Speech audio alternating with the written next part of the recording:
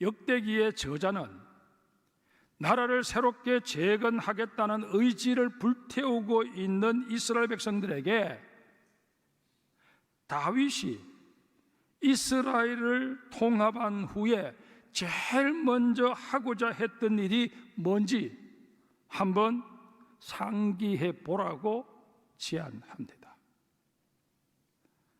역대상 15장 1절 이하를 한번 볼까요? 3절까지 제가 읽겠습니다. 다윗이 다윗 성에서 자기를 위하여 궁전을 세우고 또 하나님의 궤를 둘 곳을 마련하고 그것을 위하여 장막을 치고 다윗이 이르되 레위 사람 외에는 하나님의 궤를 맬 수 없나니 이는 여호와께서 그들을 택하사 여호와의 궤를 메고 영원히 그를 섬기게 하셨음이라 하고 다윗이 이스라엘 온 무리를 예루살렘으로 모으고 여호와의 궤를 그 마련한 곳으로 메어 올리고자 하여. 이 구절은 다윗이 하나님의 언약궤를 예루살렘에 마련된 처소에 성공적으로 안치하기 직전의 상황을 언급하고 있는 내용입니다. 그런데 역대상 13장으로 거슬러 올라가 보면 서둘러 언약궤를 옮기려고 시도했다가 큰 화를 당했던 사건을 소개하고 있습니다. 우리 이 사건을 살펴보기 위해서 사무엘상 4장으로 돌아갈 필요가 있습니다. 사무엘상 4장으로 한번 돌아가 봅시다. 이스라엘과 블레셋 사이에 전쟁이 발발합니다. 그런데 그 전쟁에서 크고 작은 전투가 벌어지게 되는데 그 전투들마다 이스라엘이 패합니다.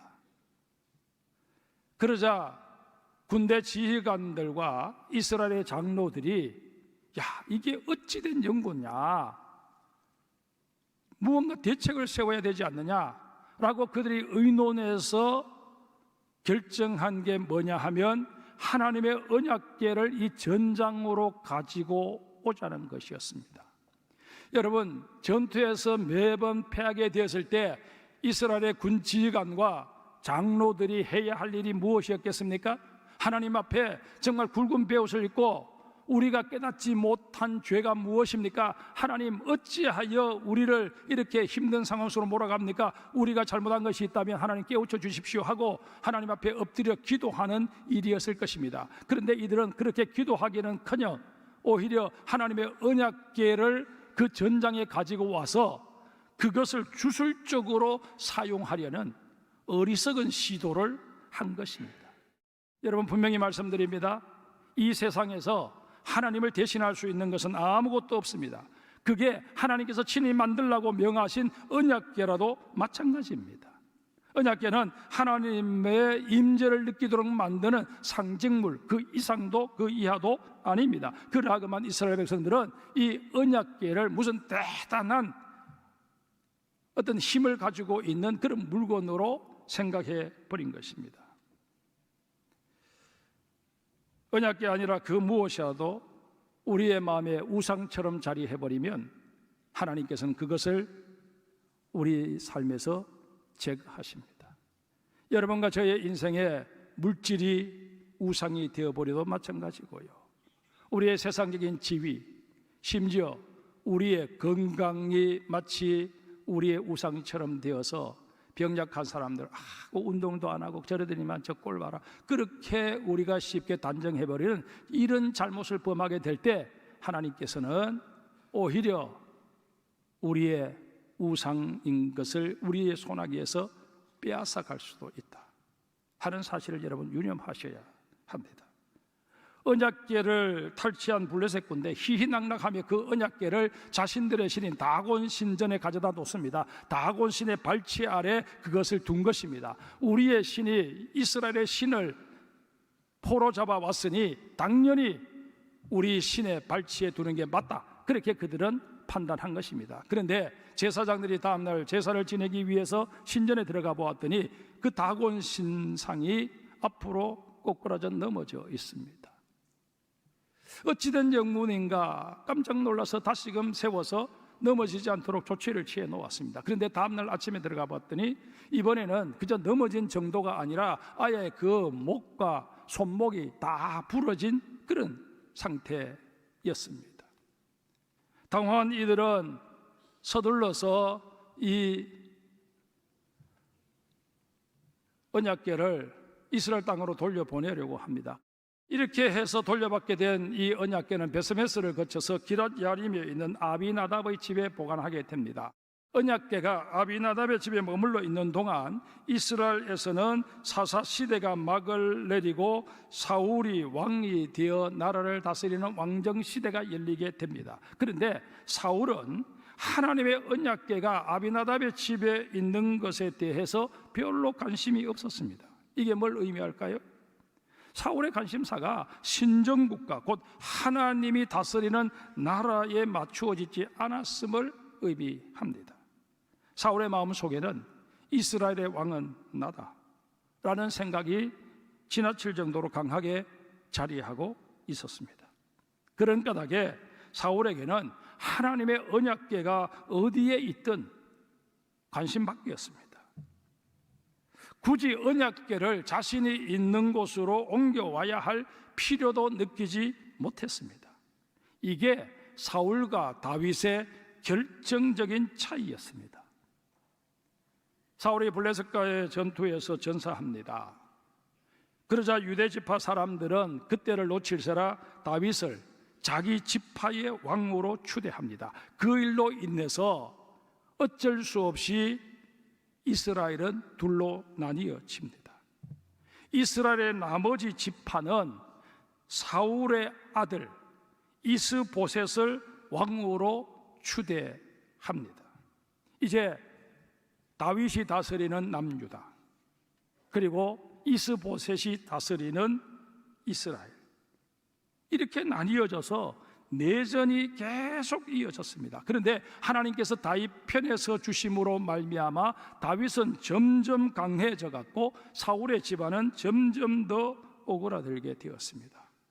그러다가 이스라엘의 왕 이스보셋이 군대 장관에 의해 살해되면서 그 지파들까지 다윗을 왕으로 받아들이게 됩니다. 다윗은 명실상부한 통일 이스라엘의 왕이 된 것입니다. 이에 다윗은 그 예서를 몰아서 여부수 사람들이 차지하고 있던 예루살렘 성을 빼앗아 수도로 삼습니다. 통일 왕국의 기틀을 차근차근 마련해 간 것입니다. 다윗은 예루살렘을 수도로 삼은 후에 이 성이 진정 이스라엘 백성들의 마음을 하나로 묶어내는 구심점이 될 수 있으려면 여기에 하나님의 언약궤를 가져다 놓아야 한다, 그렇게 판단했습니다. 다윗은 서둘러 사람들을 모아 기럇 야림에 있는 아비나답의 집으로 갑니다. 하나님의 언약궤를 싣고 올 새 수레도 마련했습니다. 궤를 운반할 책임자로 아비나답의 두 아들 우사와 아효를 세웠습니다. 그런데 우리가 이미 알고 있는 대로 언약궤를 운반하던 중에 기돈의 타작마당에 이르렀을 때 수레를 끌던 소들이 무엇에 놀랐는지 날뛰기 시작합니다. 당황한 우사는 언약궤가 떨어질세라 그것을 손으로 잡았다가 그 자리에서 즉사고 맙니다.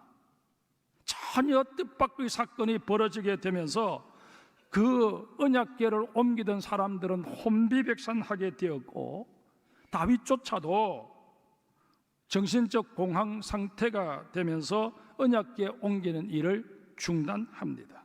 결국 언약궤는 그 인근에 있는 오벳 에돔의 집에 얼마간 보관됩니다.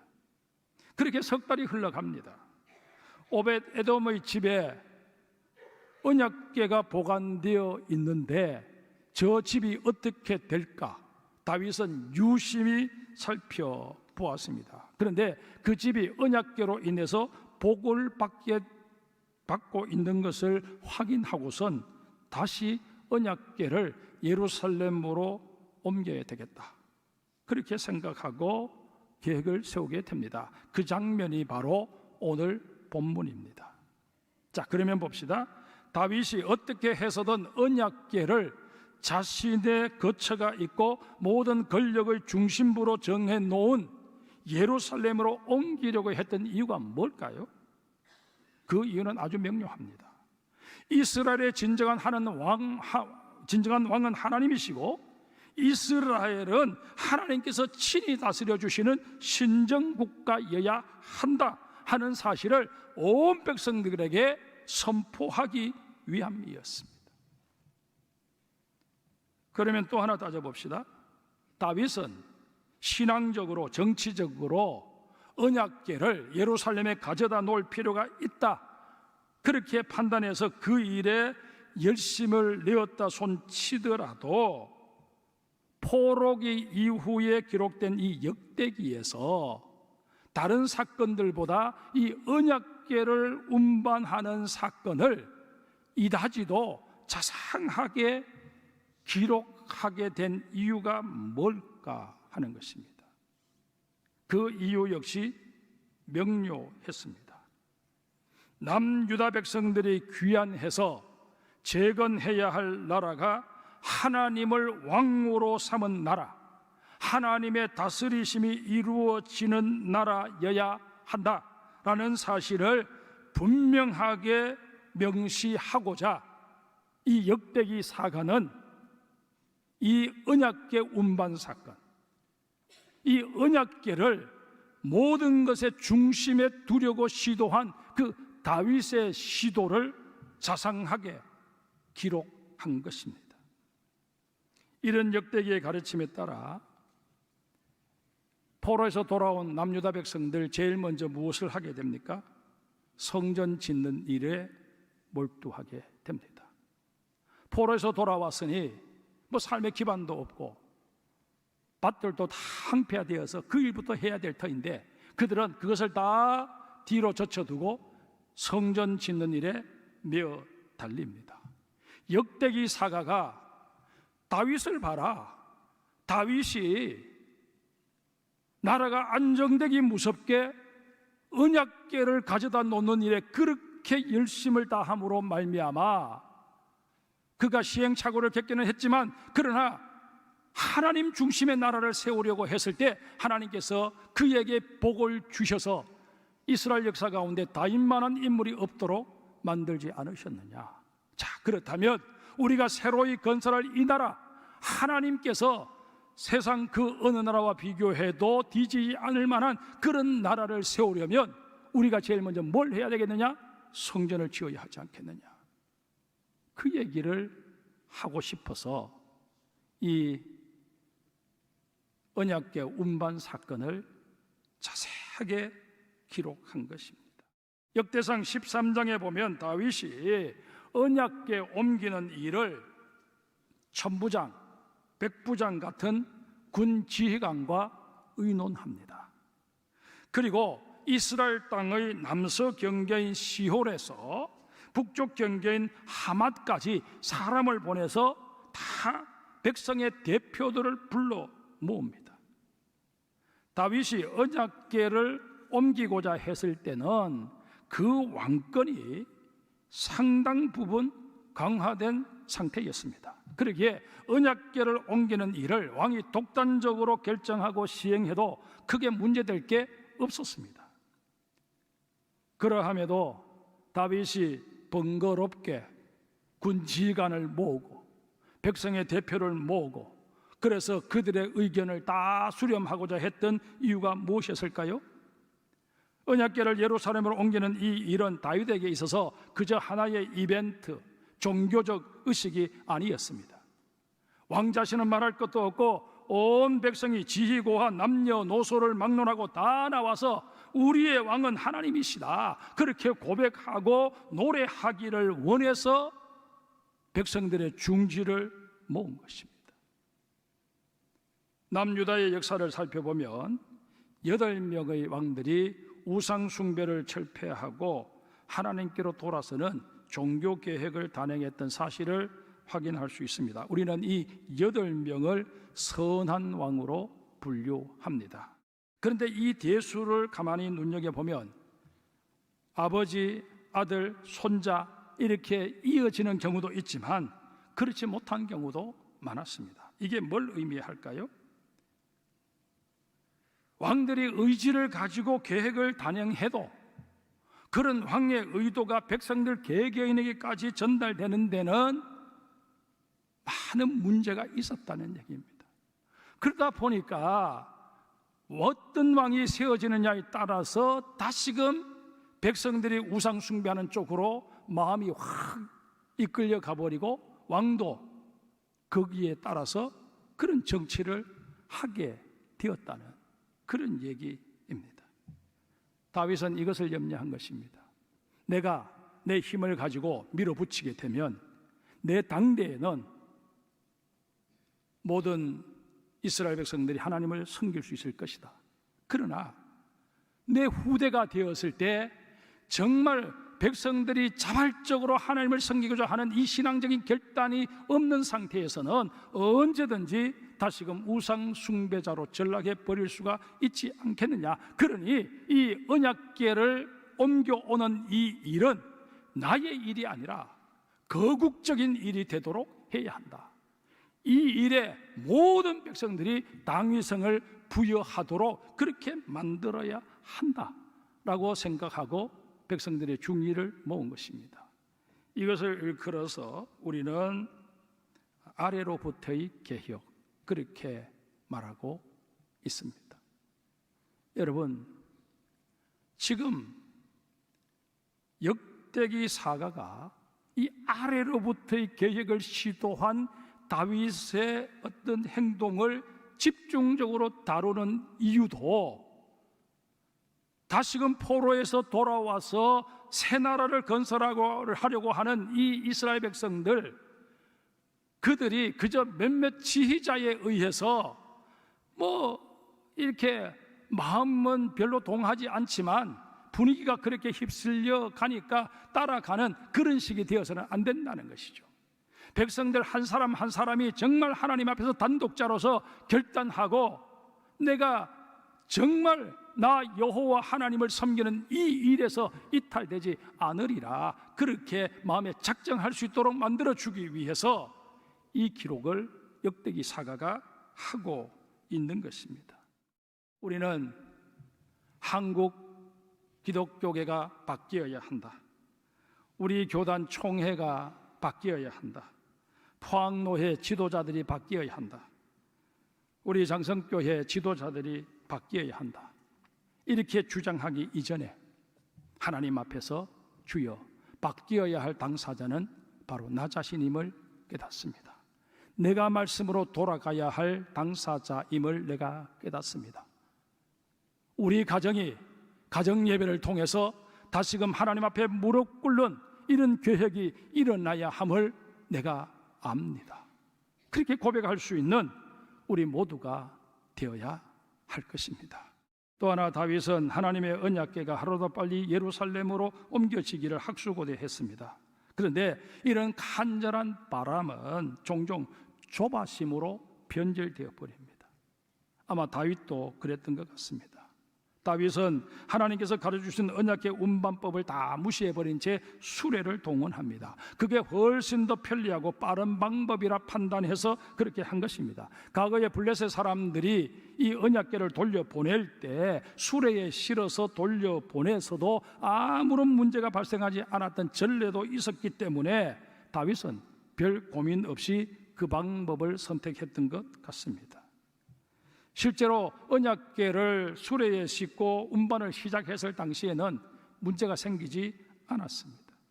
역대상 13장 8절을 한번 볼까요? 다윗과 이스라엘 온 무리는 하나님 앞에서 힘을 다하여 뛰놀며 노래하며 수금과 비파와 소고와 제금과 나팔로 연주하니라. 계획된 축하 행진이 순조롭게 펼쳐진 것을 보여주고 있습니다. 만약 다윗이 언약궤를 수레로 옮기는 것과 관련해서 일말의 거리낌이라도 있었다면 이렇게 그 앞에서 노래하며 춤추지 못했을 것입니다. 다윗은 자신이 선택한 방법에 아무런 문제가 없다고 생각한 것입니다. 자신은 완벽하게 준비해서 지금 하나님의 궤를 옮기고 있다고 믿은 것입니다. 그러하건만 다윗의 이런 확신과는 무관하게 사고가 터지고 맙니다. 여기서 우리는 중요한 깨달음을 얻게 됩니다. 하나님의 일은 하나님의 방법대로 해야 한다 하는 사실입니다. 어떻게 하는 것이 하나님의 방법대로 하는 것일까요? 하나님의 말씀대로 하는 것입니다. 오늘 본문이 포함된 역대상 15장에 보면 매다, 짊어지다 라는 뜻을 가진 나사라는 단어가 5번 나옵니다. 또 메어 올린다라고 번역할 수 있는 알라라는 단어도 5번이나 나오고 있습니다. 언약궤를 운반하는 방법은 수레를 사용하는 게 아니라 사람이, 그것도 성별된 레위인이 직접 어깨에 메고 운반해야 함을 분명히 밝히고 있습니다.